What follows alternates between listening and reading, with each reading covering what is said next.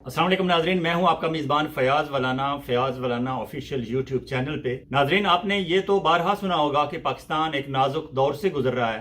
मैं आज ये नहीं कहूँगा, अलबत्ता मैं ये कहने की जसारत ज़रूर करूँगा कि पाकिस्तान अपनी तारीख के एक अहम मोड़ से गुजर रहा है। और आपको पता है कि जब मोड़ आता है तो ड्राइवर को और सवारियों को थोड़ा सा मुहतात होना पड़ता है। अगर वो एहतियात का दामन हाथ से छोड़ दें तो फिर एक्सीडेंट होने का खतरा होता है। और आज भी उसी एक अहम मोड़ पे हम हैं। और अगर हम अपनी हिस्ट्री पे पीछे मुड़ के देखें तो बानिए पाकिस्तान कायदे आज़म मोहम्मद अली जिन्नाह की वफात के बाद पै दर पै हमने ऐसे हुकूमतकारी के तजर्बे किए कि कुछ कामयाब रहे, कुछ नाकाम रहे। कामयाबी और नाकामी के अपने अपने मेयारात होते हैं। अगर हमारी मिलिट्री जनता के हिसाब से देखा जाए तो शायद 3 दफा उन्होंने कामयाब इंटरवेंशन की और वो मार्शल लॉ लगाने में कामयाब हुए। अयूब खान, ज़िया-उल हक, परवेज मुशर्रफ, ये तीनों नाम तो आपने सुने होंगे। साल तक ही हम पे मुसल्लत रहे। इस दौरान कितनी पाकिस्तान की बेहतरी हुई और कितना नुकसान हुआ वो एक अलग कहानी है।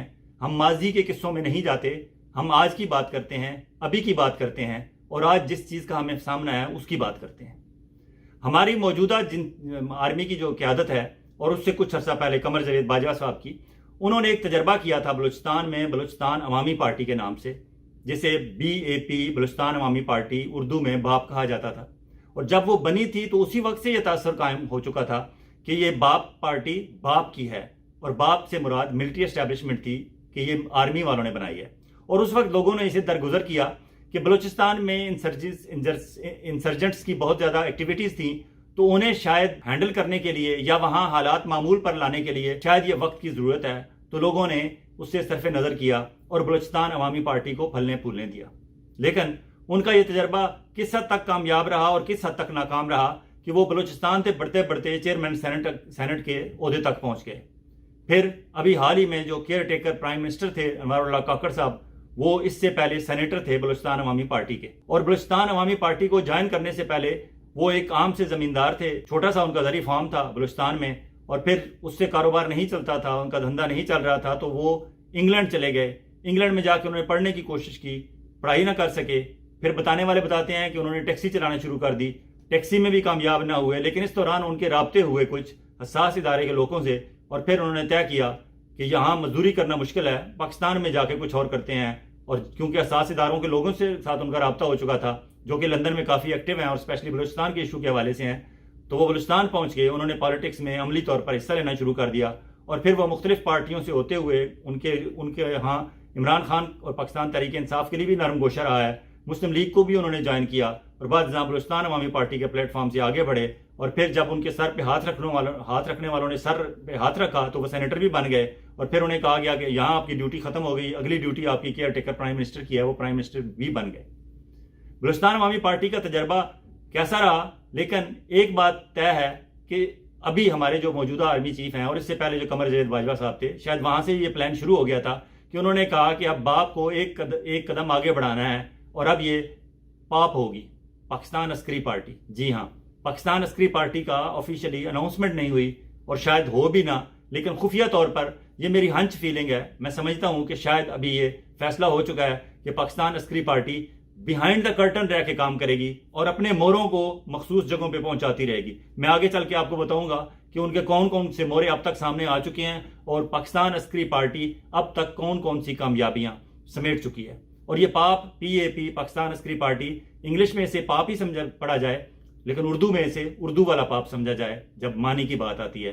तो उन्होंने जो भी अब तक काम किए उसे उर्दू में समझें तो वो पाप हैं और इंग्लिश में समझें तो वो पाकिस्तान अस्करी पार्टी है। पाकिस्तान में पाकिस्तान आर्मी के हवाले से एक आम तासर यह था कि जो बंदा DGI-SI के ओहदे पर कुछ अर्सा रह जाए और अच्छा परफॉर्म कर जाए तो उसे आइंदा आर्मी चीफ की रेस में ना लगने देना है, ना उसे बनने देना है। ये आम मिथ थी पाकिस्तान आर्मी में, पता नहीं अच्छी थी या गलत थी।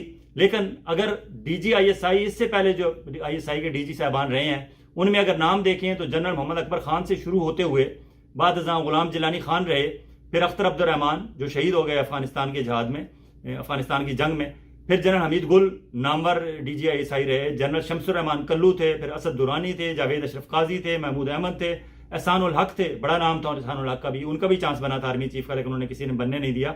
پھر اشفاق پرویز کیانی پہلے DGISI تھے جو بعد ازاں آرمی چیف بنے، لیکن آرمی چیف بننے کے بعد انہوں نے کیا کمال کیا اس پہ آگے چل کے بات کرتے ہیں۔ احمد شجاع پاشا، ظہیر الاسلام عباسی، ان کا تو چانس نہیں بنا، لیکن عاصم منیر صاحب جو ہمارے موجودہ آرمی چیف ہیں یہ DGISI رہے ہیں اور ابھی آرمی چیف بن گئے ہیں۔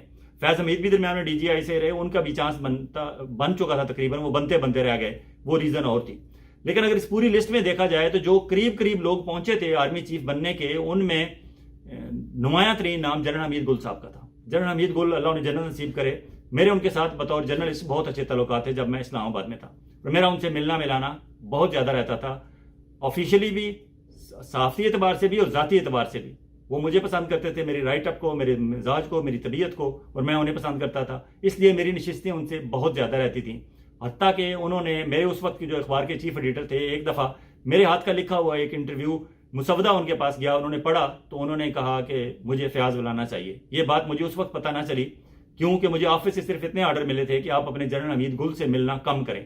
مجھے پتہ نہیں تھا کہ کیوں مجھے کہا گیا ہے، لیکن مجھے آفیشلی کہا گیا تھا، تو میں نے کہا شاید وہ ایکس DGISI ہیں، شاید انہیں اس طرف سے ادھر سے کہیں سے کوئی رپورٹس ملی ہیں، اور میں نے ملنا کم بھی کر دیا، اور آفیشلی ڈسپلن کا بھی تقاضا تھا کہ اگر آپ کا ادارہ یا ادارے کا سربراہ آپ کو کہہ رہا ہے تو میں نے تھوڑا سا کم کر دیا۔ لیکن بعد ازاں مجھے پتہ چلا کہ ریزن یہ تھی کہ انہوں نے مجھے باقاعدہ مانگ لیا تھا چیف ایڈیٹر سے، انہوں نے کہا مجھے یہ بندہ چاہیے، اس کا لکھنے کا انداز، اس کا بات بیان کرنے کا انداز وہ چاہیے۔ I was looking for some one کہ جو میرے ساتھ بیٹھے، میرے واقعات سنے اور پھر انہیں آگے ضبط تحریر میں لے کے آئے، انہیں لکھے۔ لیکن اینی ہو، میں نے ایک دفعہ جنرل حمید گل صاحب سے کہا، میں نے کہا آپ کا اتنا اچھا کیریئر تھا آرمی میں بھی، اور بطور DGISI بھی آپ نے بڑے بڑے کمالات کیے، آپ کو آرمی چیف کیوں نہیں بنایا گیا؟ انہوں نے میرے ساتھ برخوردارانہ ان کا رشتہ تھا، انہوں نے بڑا مختصر سا جواب دیا، انہوں نے کہا اسی وجہ سے کہ میرا کیریئر اچھا تھا، اور وہ اچھا کیریئر اور میری اچھی کارکردگی بطور DGISI، اور دوسری وہی میرے راستے میں رکاوٹ بن گئی۔ اب پاکستان آرمی میں مت یہ کسی حد تک ٹھیک تھی کہ DGISI رہنے والے بندے کے ہاتھ میں، جو سے ISI کا اپنا ایک طریقہ کار ہوتا ہے کام کرنے کا، اور اپنی ان کے سلسلہ ہوتا ہے، تو وہ بندہ 24/7 جب وہاں کام کرتا ہے تو اس کا مائنڈ بھی اسی طرح ورک کرنا شروع کر دیتا ہے۔ وہ اس طرح کے plan A، plan B، plan C، plan D اور خفیہ کاروائیاں اور گسٹاپو ٹائپ معاملات اس کا ذہن بن جاتا ہے، وہ اسی طرح کرتا ہے۔ تو اس کے ہاتھ میں کبھی بھی پوری پاکستان کی 6-7 لاکھ فوج کی کمان نہیں دینی، یہ ایک مت تھی آرمی میں، پتہ نہیں صحیح تھی یا غلط تھی، لیکن ایک تھی۔ لیکن بعد ازاں یہ مت ٹوٹی، جنرل اشفاق پرویز کیانی جب آرمی چیف بنے، اور اس کا نقصان بھی ہوا کہ جب DGISI اشفاق پرویز کیانی صاحب، سابق DGISI اشفاق پرویز کیانی صاحب کو آرمی چیف بنایا گیا، تو انہوں نے پاکستان میں ایک نیا راستہ کھولا، اور پھر کہنے والوں نے یہ کہا کہ یہی وجہ تھی کہ ہم کہتے تھے کہ کسی بھی DGISI کو آگے چل کے آرمی چیف نہیں بنانا، یہ بہت خطرناک ہوگا صورتحال کے لیے، ملک کے لیے، معاملات کے لیے، ریاست کے لیے، چیزوں کے لیے، یہ سنبھالنا مشکل ہو جائے گا، کیونکہ اس کے ہاتھ میں وہ پوری ایک پیرافیرنیلیا ہوتا ہے، اور وہ اس کی پھر فائدے نقصان بھی ہوتے ہیں۔ تو وہ جب بنے تو انہوں نے پاکستان آرمی میں فرسٹ ٹائم ایکسٹینشن کا رواج ڈالا اشفاق پرویز کیانی صاحب نے۔ اس سے پہلے لمبے عرصے تک جو بندے بھی رہے ہیں، 3 سال کے ٹینیور سے زیادہ جو رہے ہیں، وہ ایوب خان تھے، ضیاء الحق تھے اور پرویز مشرف تھے، لیکن وہ تینوں مارشل لا ایڈمنسٹریٹر تھے۔ انہوں نے مارشل لا لگایا تھا، وہ چیف ایگزیکٹو بنے تھے، وہ ملک کے صدر بنے تھے، انہوں نے اپنا دھونس دھاندلی چلائی، آرمی ان کے ہاتھ میں تھی، مارشل لا تھا، تو وہ 3 سال سے آگے 9 سال 10 سال 11 سال چل گئے۔ لیکن اس کے علاوہ کوئی آرمی چیف 3 سال سے آگے نہیں بڑھا تھا، اشفاق پرویز کیانی پہلے تھے۔ انہوں نے 3 سال پورے کرنے کے بعد 2007 سے 2010 اور 2010 سے 2013 انہوں نے ایکسٹینشن لی تھی۔ ایکسٹینشن کس طرح لی تھی؟ اس وقت جو پیپلز پارٹی یا مسلم لیگ جو بھی فرنٹ رنرز تھیں پولیٹیکل پارٹیز، ان کے لیڈران سے کوئی ساز باز کی، کوئی انہیں کسی طرح بھی انہیں مجبور کیا کہ انہوں نے انہیں ایکسٹینشن دے دی، یہ ایک نیا راستہ نکالا گیا۔ اسی لیے کہتے تھے کہ DGISI کو نہیں بنانا۔ اب یہ دوسرے DGISI آرمی چیف اس وقت ہمارے بنے ہیں، اور یہ ریٹائرمنٹ کے 27 نومبر کو ریٹائر ہو گئے تھے، ان کی ریٹائرمنٹ کو ہولڈ کیا گیا 2 دن کے لیے۔ 29 نومبر کو جنرل قمر جاوید باجوہ جب ریٹائر ہوئے تو پھر انہیں آرمی چیف لگا دیا گیا۔ اس وقت بھی جو میری طرح کے پترکار صحافی تھے اور لکھنے والے تھے، انہوں نے کہا کہ یہ کوئی اچھا نہیں ہوا، لیکن دیکھتے ہیں کیا آگے چل کے اس کا نتیجہ کیا نکلے گا۔ لیکن آج پوری قوم دیکھ رہی ہے کہ جو کہا جاتا کہ DGISI کو آرمی چیف نہ بنائے، اس کا نقصان ہوگا، وہ نقصان اب قوم دیکھ بھی رہی ہے اور بھگت بھی رہی ہے۔ لیکن کیونکہ اس وقت ایکس DGISI آرمی چیف ہیں، موجودہ DGISI ندیم انجم صاحب بالکل ان کے ساتھ ہر قسم کے معاملے میں ان کے رائٹ ہینڈ ہیں، ہونا بھی چاہیے انہیں، ان کے ماتحت ہیں۔ پھر انہیں DG counter intelligence major general Faisal Nazir sahib ملے ہیں، وہ بھی خیر سے اسی مزاج کے ہیں۔ تو اس وقت جو سارے معاملات چل رہے ہیں، آپ دیکھ رہے ہیں کہ کس طرح الیکشن ہو رہے ہیں، کس طرح الیکشن کے رزلٹ تبدیل کیے جا رہے ہیں، کس طرح پی ٹی آئی کو دیوار کے ساتھ لگایا جا رہا ہے، کس طرح 9 مئی کا معاملہ جو ہے اسے گھسیٹا جا رہا ہے، کس طرح ججز کے معاملات ہیں، کس طرح اعجاز الحسن اور منیب اختر اور مظاہر نقوی اور یہ سارے معاملات آ رہے ہیں. تو یہ ساری چیزیں اگر آپ پڑیاں میں لائیں تو آپ کو یہ تسلی ہو جائے گی کہ یہ کہیں اور سے نہیں ہو رہا، یہ ایک جگہ سے ہو رہا ہے. اور میرا ہنچ ہے، میری ایک اپنی فیلنگ ہے، میں رانگ بھی ہو سکتا ہوں لیکن وقت بتائے گا آگے چل کے، اور آگے میں تھوڑا سا ایکسپلین بھی کرتا ہوں کہ یہ کیوں میری یہ فیلنگز کیوں ہیں، میں کیوں اسے اپنا ہنچ کہتا ہوں. خبر نہیں ہے، میں ہنچ کہتا ہوں. یہ کیوں ہے؟ وہ یہ ہے کہ ہماری مقتدرہ نے، ہماری ملٹری اسٹیبلشمنٹ نے بلوچستان عوامی پارٹی کا کامیاب تجربہ کرنے کے بعد انہوں نے کہا کہ کیونکہ بلوچستان عوامی پارٹی ہے، یہ صرف بلوچستان کے نام سے ہے، بلوچستان کی لمٹ تک ہے، اب اس کو آگے بڑھایا جائے تو بلوچستان کو تو آگے نہیں بڑھایا جا سکتا. تو اس لیے انہوں نے نئی ایک خفیہ سیاسی پارٹی بنا لی، اپنے طور پر طے کر لیا کہ بنانی ہے ہم نے، اور اس سے وابستہ جو بندے ہوں گے انہیں اہم پوسٹوں پہ لگانا ہے، اور اس کا نام پاکستان عسکری پارٹی ہوگا. اناؤنس نہیں کریں گے، فرنٹ پہ نہیں آئیں گے، وہ مین پولیٹیکل پارٹیز کی لسٹ میں نہیں ہوگی، الیکشن کمیشن میں رجسٹرڈ نہیں ہوگی، کوئی اس کا بظاہر عہدیدار نہیں ہوگا، لیکن ایک خفیہ طور پر پاکستان عسکری پارٹی موجود رہے گی، اور اس پاکستان عسکری پارٹی سے وابستہ لوگ ہی اہم عہدوں تک پہنچیں گے. آگے اس بات کو بڑھاتے ہیں کہ پاکستان عسکری پارٹی کی اب تک کی کامیابیاں یا پاپ کے اب تک کے پاپ کیا ہیں، ملاحظہ کریں. انوار اللہ کاکڑ صاحب کیئر ٹیکر پرائم منسٹر نے بنوایا گیا، کن حالات میں بنوایا گیا؟ جبکہ اس وقت کے اپوزیشن لیڈر راجہ ریاض اور اس وقت کے وزیر اعظم شہباز شریف صاحب دونوں بیٹھے ہوئے تھے ٹیبل پہ. انہوں نے ڈیسائیڈ کرنا تھا کہ کس نے کیئر ٹیکر پرائم منسٹر ہونا ہے. انہیں کچھ پتہ نہیں چل رہا تھا، انہیں کہیں سے گرین سگنل نہیں مل رہا تھا، ان کے اپنے پارٹیز کی طرف سے کوئی انسٹرکشنز انہیں واضح نہیں مل رہی تھی. اور بتانے والے بتاتے ہیں کہ وہاں ایک پرچی آئی اور اس پرچی کو کھولا گیا اور دونوں نے ایک دوسرے کو مبارکباد دی اور انوار اللہ کاکڑ کا نام نکل آیا. اور راجہ ریاض صاحب کو اس وقت تک انوار اللہ کاکڑ صاحب کا پتہ بھی نہیں تھا کہ یہ کون صاحب ہیں، کہاں سے آئے ہیں، کیسے آئے ہیں. اینی ہو، پہلی پاپ کی کامیابی یا پہلا پاپ انوار اللہ کاکڑ صاحب کا کیئر ٹیکر پرائم منسٹر بننا ہے. پھر وزیر داخلہ اس وقت سرفراز بگٹی صاحب جو سینیٹر تھے بلوچستان عوامی پارٹی کے ٹکٹ پہ سینٹ میں، انہیں کہا گیا کہ وہاں سے آپ چھوڑیں، ادھر آپ کی ڈیوٹی لگ گئی ہے، انہیں وزیر داخلہ بنا دیا گیا. وزیر داخلہ وزیر اعظم کے بعد مضبوط ترین ہوتی ہے، کیونکہ مضبوط ترین پوسٹ ہوتی ہے، کیونکہ پی ٹی آئی کے خلاف کریک ڈاؤن چل رہا تھا اور وہ سارے فیصلے اپنی مرضی کے کرنے تھے، تو وہاں بھی پاپ کا نمائندہ، پاکستان عسکری پارٹی کا نمائندہ وزیر داخلہ بنایا گیا. پھر جب الیکشن آئے تو اسے کہا گیا کہ نہیں، یہاں تمہاری ڈیوٹی پوری ہوگی، اب یہاں سے ریزائن کرو، بلوچستان پہنچو. لیکن بلوچستان جانے سے پہلے تم نے آصف زرداری صاحب سے ملنا ہے، پاکستان پیپلز پارٹی جوائن کرنی ہے. اور زرداری صاحب نے اس کے گلے میں وہ پاکستان پیپلز پارٹی کا وہ 2 رنگا 3 رنگا پٹا بھی ڈالا. انہوں نے پاکستان پیپلز پارٹی جوائن کی اور پھر انہوں نے صوبائی اسمبلی کا الیکشن لڑا. صوبائی اسمبلی کا الیکشن لڑنے کے بعد وہ پاکستان پیپلز پارٹی کے ہی امیدوار کے طور پر سامنے آئے اور وہ اس وقت وزیر اعلیٰ بلوچستان ہے. حالانکہ صادق عمرانی اور دوسرے لوگ، فتح محمد حسنی اور دوسرے 3-4 لوگ تھے جو بہت عرصے سے پیپلز پارٹی کے ساتھ تھے، ان کا حق بنتا تھا، لیکن زرداری صاحب کی ایک نہیں چلی اور پاکستان عسکری پارٹی کا بندہ بن گیا وزیر اعلیٰ بلوچستان. یہ ایک اور کامیابی تھی پاپ کی، اور یہ ایک اور پاپ تھا. پھر آپ دیکھیں اس سے پہلے کیئر ٹیکر پنجاب کے جو چیف منسٹر تھے محسن نقوی صاحب، زرداری صاحب کہتے تھے یہ میرے منہ بولے بیٹے ہیں، لیکن ان کا تعلق عاصم منیر صاحب سے زیادہ گہرا ہے، کیونکہ محسن نقوی صاحب اور عاصم منیر صاحب کی مسز آپس میں بہت قریبی رشتہ دار ہیں. اور ظاہر ہے سسرالی رشتہ دار تو پھر اپنے زیادہ ان کا حق زیادہ بنتا ہے. تو وہ پہلے ہی پاکستان عسکری پارٹی، ان کے خاندانی ذرائع سے وہ پاکستان عسکری پارٹی جوائن کیے ہوئے ہیں. تو جب انہیں چیف منسٹر پنجاب بنایا گیا تو اس وقت بھی ان کے چانسز نہیں تھے، لیکن ان کا نام آیا تو وہ بن گئے. اور پھر انہوں نے جس طرح کھل کھلا کے کام کیا، وہ ایک کیئر ٹیکر چیف منسٹر کے طور پر کام نہیں کر رہے تھے، بلکہ وہ ایک فل فلیج چیف منسٹر کے طور پر کام کر رہے تھے. اور انہوں نے یہ امپریشن دینے کی کوشش کی کہ شاید شہباز شریف کی سپیڈ مجھ سے بھی کم ہے، میری سپیڈ اس سے بھی زیادہ ہے. پھر وہاں سے جب یہ ٹینور ختم ہونے لگا تو انہیں پاکستان کرکٹ کنٹرول بورڈ کا چیئرمین بنا دیا گیا، اور کیونکہ پی ایس ایل چل رہا ہے وہاں سیزن لگائیں گے وہ. اور اب سنا ہے، شنید ہے کہ انہیں سینیٹر بنوانا چاہتے ہیں پاکستان عسکری پارٹی والے، پاپ والے. اب وہ سینیٹر بنیں گے، اور شنید یہ بھی ہے کہ انہیں ہمارے ملٹری اسٹیبلشمنٹ والے یہ چاہتے ہیں کہ انہیں چیئرمین سینٹ بنایا جائے، کیونکہ چیئرمین سینٹ جو ہوتا ہے وہ صدر کے بعد انتہائی اہم عہدہ ہوتا ہے. جب صدر پاکستان بیرون ملک دورے پہ ہوتے ہیں یا اپنی سیٹ پہ نہیں ہوتے، چھٹی پہ ہوتے ہیں، تو قائم مقام صدر چیئرمین سینٹ ہوتا ہے. تو وہ اسٹیپ بائی اسٹیپ آگے بڑھ رہے ہیں. وہ بھی ذاتی رشتہ داری اور تعلق وہ اپنی جگہ، لیکن وہ پاکستان عسکری پارٹی کے بھی مستقل ممبر ہیں، وہ بھی آگے. پھر ایک اور کامیابی انہیں دیکھیں، فیصل واوڈا ایک کریکٹر ہے جس کے بارے میں یہ آج تک کسی کو نہیں پتہ چلا کہ یہ کیا ہیں. ہاں، پاکستان کی تحریک انصاف کو انہوں نے جوائن کیا تھا کچھ عرصہ پہلے، اس وقت پتہ چلا تھا کہ یہ امریکہ کے بورن امریکن ہیں، امریکہ میں ہی رہتے ہیں، ان کا بزنس کراچی میں بھی ہے، امریکہ میں بھی ہے، اور امیر گھرانے کے چشم و چراغ ہیں، اور پیسے کے زور پہ پالیٹکس میں آنا چاہتے ہیں. عمران خان کو جوائن کر لیا انہوں نے، وہاں انہوں نے کراچی سے الیکشن لڑا، حلقہ شاید 249 تھا، شہباز شریف مقابلے میں تھے، اور انہوں نے 35,000 ووٹ لیے تھے اور یہ جیت گئے تھے اور یہ MNA بن گئے. بعد ازاں پتہ چلا کہ ان موصوف نے جب اپنے کاغذات نامزدگی داخل کرائے تو جو امریکہ کی سٹیزن شپ سرنڈر کرنے والا سرٹیفکیٹ تھا یہ انہوں نے بعد میں دیا. پہلے انہوں نے پارٹی وہاں ٹکٹ لے جمع کرا دیا اور یہ پہلے الیکشن میں کود پڑے, اس وجہ سے یہ نائل ہو گئے.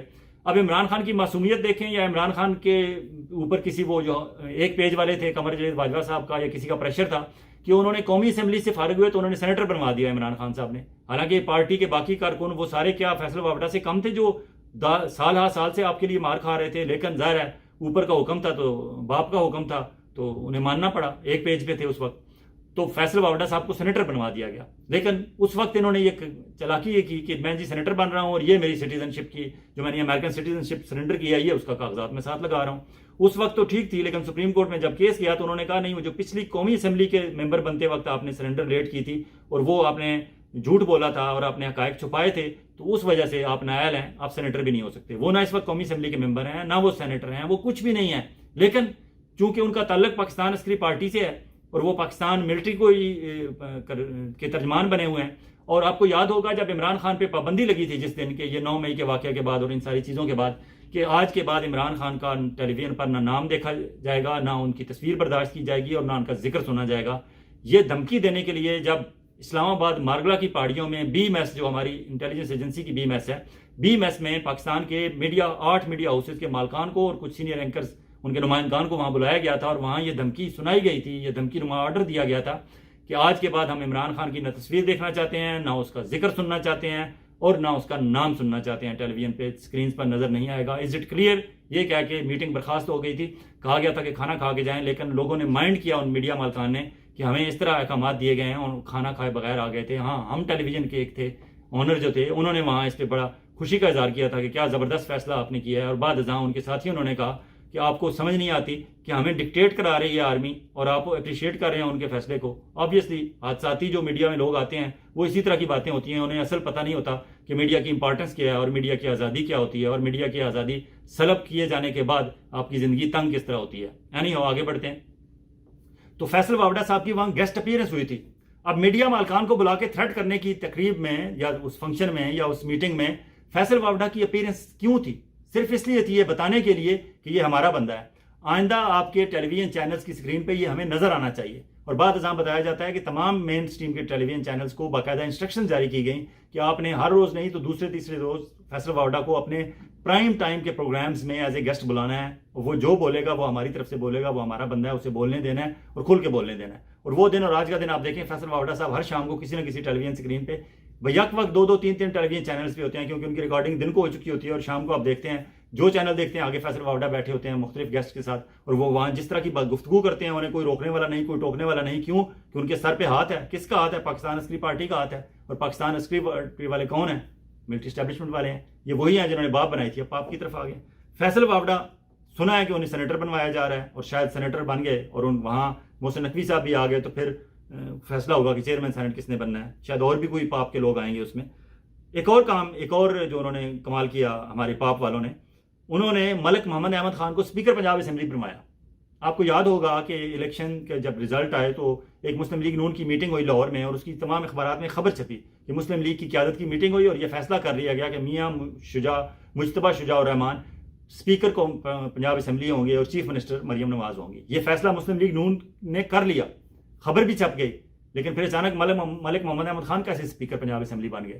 کیونکہ ملک محمد احمد خان وہی صاحب ہیں جنہوں نے صابر مٹھو کے ذریعے, جو ہم زلف ہیں قمر جاوید باجوہ صاحب ایکس آرمی چیف کے, ان کے ذریعے قمر جاوید باجوہ سے ملاقاتیں کرائیں میاں برادران کی اور ان کی ڈیلیں کرائیں. اور بعد ازاں یہ الزام ان پہ لگا کہ وہ اپنی گاڑی کی ڈگی میں شہباز شریف صاحب کو چھپا کے GHQ لے کے جاتے رہے ہیں اور رات کو ملاقاتیں کراتے رہے ہیں. تو ملک محمد احمد خان صاحب کی بڑی خدمات ہیں اور وہ ہر جگہ, ہر امپارٹنٹ پریس کانفرنس میں, ہر امپارٹنٹ ڈیسیژن میں وہ آگے ہوتے تھے اور مسلم لیگ نون کو ریپرزینٹ کرتے تھے. لیکن ایکچولی وہ پاکستان عسکری پارٹی کے بندے ہیں, پاکستان عسکری پارٹی کو ریپرزینٹ کر رہے ہوتے تھے. اور اسی لیے میاں برادران سے ان کی گردن پہ انگوٹھا رکھ کے ان کے میاں مجتبیٰ شجاع الرحمان جو متوقع اسپیکر تھا اسے سائڈ پہ کیا گیا اور اپنا انہوں نے نمائندہ پیش کیا. ملک محمد احمد خان بھاری اکثریت سے اسپیکر بن گئے. یہ ایک اور کامیابی پاکستان عسکری پارٹی کی تھی جسے آپ ایک اور پاپ بھی کہہ سکتے ہیں. اب اگر یہ ساری ہم بات کر رہے ہیں, جتنے نام میں نے لیے ہیں, پاکستان عسکری پارٹی اپنے موروں کو مختلف جگہ پہ بٹھا رہی ہے, کہیں مسلم لیگ نون کا اسے چادر اڑا کے, کہیں پاکستان پیپلز پارٹی کی ٹوپی پہنا کے، لیکن ایکچولی تو وہ پاکستان عسکری پارٹی کے بندے ہیں، پاپ کے بندے ہیں۔ اگر یہ سارا دیکھا جائے تو شہباز شریف کون ہے؟ شہباز شریف بھی پاپ کے ہی ہیں۔ بظاہر وہ پاکستان مسلم لیگ کے پریزیڈنٹ ہیں، لیکن ایکچولی وہ پاکستان عسکری پارٹی کے بندے ہیں، اسی لیے وہ پرائم منسٹر آف پاکستان بنے ہیں۔ لیکن اگر نواز شریف گروپ، پاکستان مسلم لیگ نواز، جن کے نام پہ پاکستان کی پارٹی پاکستان مسلم لیگ نون ہے، اگر وہ جیتی ہوئی پارٹی تھی اور ان کی نااہلی بھی ختم ہو گئی تھی، وہ پرائم منسٹر بن بھی سکتے تھے، اور وہ لندن سے آئے بھی اس لیے تھے کہ وہ چوتھی دفعہ وزیر اعظم بنیں گے، اور انہوں نے ساری انتخابی مہم بھی اس بیس پہ چلائی کہ میاں نواز شریف صاحب نے بڑے ترقیاتی کام کیے، اور اب وہ آئیں گے تو پھر دوبارہ ترقی اور خوشحالی کا سفر وہاں سے ہی شروع ہوگا جہاں میاں نواز شریف صاحب نے چھوڑا تھا 2017-18 میں۔ اگر وہاں سے ہی شروع کرنا تھا دوبارہ تو پھر میاں نواز شریف صاحب کیوں نہیں بنے؟ کیوں؟ پاکستان عسکری پارٹی والوں کا خیال ہے کہ لندن میں جو بھی ان کا معاہدہ ہوا، جو بھی ایگریمنٹ ہوا، جو بھی ڈیل بنی، اس کے باوجود وہ میاں نواز شریف صاحب پہ ٹرسٹ کرنے کے لیے تیار نہیں ہیں۔ وہ کہتے ہیں یہ کوئی پتہ نہیں کس وقت پھر مجھے کیوں بلایا اور مجھے کیوں نکالا کہ گردان شروع کر دیں گے، اس لیے انہیں سائڈ پہ کریں۔ اور یہ جو اپنا پکا بندہ ہے میاں شہباز شریف، جو بظاہر تو مسلم لیگ نون کا صدر ہے لیکن ایکچولی پاکستان عسکری پارٹی کا بندہ ہے، اسے پرائم منسٹر بنانا ہے، تو یہ کامیابی بھی ان کی کھاتے میں ڈالی جائے، یہ ان کے ہی ہیں۔ ہاں، اب وزیر خزانہ کا معاملہ آیا ہے تو اسحاق ڈار صاحب کی آپ نے جو آڈیو لیک ہوئی ہے آپ نے سن لی ہوگی کہ اسحاق ڈار صاحب کے کیا خیالات ہیں اور اسحاق ڈار صاحب کس طرح موجودہ آرمی چیف کو گالیاں دے رہے ہیں۔ اعتراض ہم جرنلسٹوں پہ کہا جاتا ہے کہ آپ نے نام نہیں لینا، لیکن اسحاق ڈار صاحب کو کوئی نہیں پوچھے گا، کوئی نہیں روکے گا کہ جو باقاعدہ گالیاں دے رہے ہیں اور پھر وہ ریکارڈنگ کر کے اسے لیک کر رہے ہیں، اسے پبلک کر رہے ہیں۔ کوئی وہ خواجہ آصف صاحب کی زبان میں کوئی شرم ہوتی ہے، کوئی حیا ہوتی ہے؟ ہم تو تجزیہ پیش کر رہے ہیں کہ کیا ہو رہا ہے پاکستان میں، کیونکہ اب عملی طور پر اگر سیاست میں ان لوگوں نے آنا ہے تو پھر ذکر تو آئے گا۔ یا تو آپ سیاست چھوڑ دیں، واپس چلے جائیں بیرکس میں، پھر ذکر بالکل نہیں آئے گا، ہم بالکل اس بات کا خیال رکھیں گے۔ لیکن چونکہ آپ نے حلف اٹھایا ہوتا کہ ہم کسی قسم کی سیاسی سرگرمی میں ملوث نہیں ہوں گے، آپ اس حلف سے ہٹ گئے اور آپ سیاسی سرگرمی میں ملوث ہو گئے اور خم ٹھوک کر ملوث ہو گئے، جگہ جگہ پہ آپ کے ثبوت چھوڑے جا رہے ہیں، آپ کے وہ ساتھی جو اس کھیل میں آپ کے ساتھ ہیں، تو پھر ذکر تو ہوگا نا سر۔ آپ سیاسی طور پر آپ شامل ہیں، آپ سیاستدان ہیں، آپ سیاست کریں گے، آپ پاکستان بلوچستان عوامی پارٹی بنائیں گے، پھر آپ پاکستان عسکری پارٹی بنائیں گے، تو پھر ذکر آئے گا سر، برداشت کیجیے گا۔ وزیر خزانہ اسحاق ڈار صاحب نہیں آ رہے، کوئی اور آ رہا ہے، وہ بھی شاید پاکستان عسکری پارٹی کا ہی بندہ ہوگا۔ اچانک نام پہنچے گا میاں شہباز شریف صاحب کے پاس اور میاں نواز شریف صاحب بغیر کوئی چوں چراں کیے وزیر خزانہ اسے لگا دیں گے۔ پھر وزیر خارجہ کا معاملہ آئے گا، کیونکہ اس وقت بلاول پیچھے ہوئے ہیں تو کسی کو وزیر خارجہ بھی انہوں نے رکھنا ہوگا، دیکھ لیجیے گا وہ بھی پاکستان عسکری پارٹی کا ہی بندہ ہوگا۔ تو یہ پاکستان عسکری پارٹی آہستہ آہستہ فتوحات کرتی ہوئی آگے بڑھتی جا رہی ہے اپنے حساب سے۔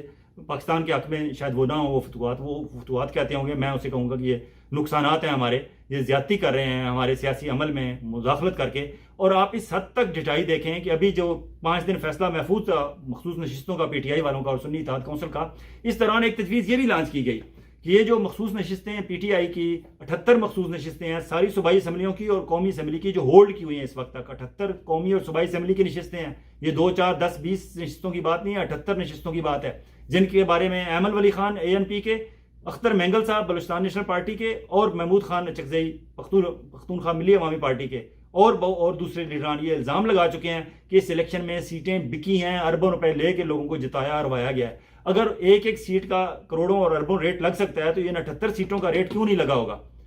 اس دوران یہ بھی آئیڈیا ایک پیش کیا گیا کہ یہ سیٹیں کسی پولیٹیکل پارٹی کا نہ دیں، پی ٹی آئی کو تو دینی نہیں ہے ہم نے، اگر نون لیگ کو اور پیپلز پارٹی کو دیں گے تو لوگ اعتراض کریں گے کہ یہ کیا بات ہے کہ وہ ان کی جیتی ہوئی سیٹیں ان کو آپ دے رہے ہیں۔ اور یہ اسی طرح ہے کہ جس طرح اپنے بھائی کا گوشت کھانا کے مترادف ہے کہ ان کا شکار کیا ہوا اور ان کو دیا جا رہی ہے، کھا رہے ہیں۔ تو وہ یہ تجویز پیش کی گئی کہ یہ سیٹیں آرمی کو دے دی جائیں، آرمی کے کرنل، بریگیڈیئر اور جنرل ان سیٹوں پہ بٹھا دیے جائیں اور پاکستان آرمی کا سیاسی کردار مان لیا جائے، تسلیم کر لیا جائے، انہیں اسمبلیوں میں بٹھا لیا جائے اور ان کی بات سنی جائے اور ان کے فیصلے ان کے ہاتھ میں پہلے بھی ہیں، آئندہ ان کے ہاتھ میں کھل کھلا کے کیے جائیں۔ یہ یہاں تک تجویز لانچ کر دی گئی۔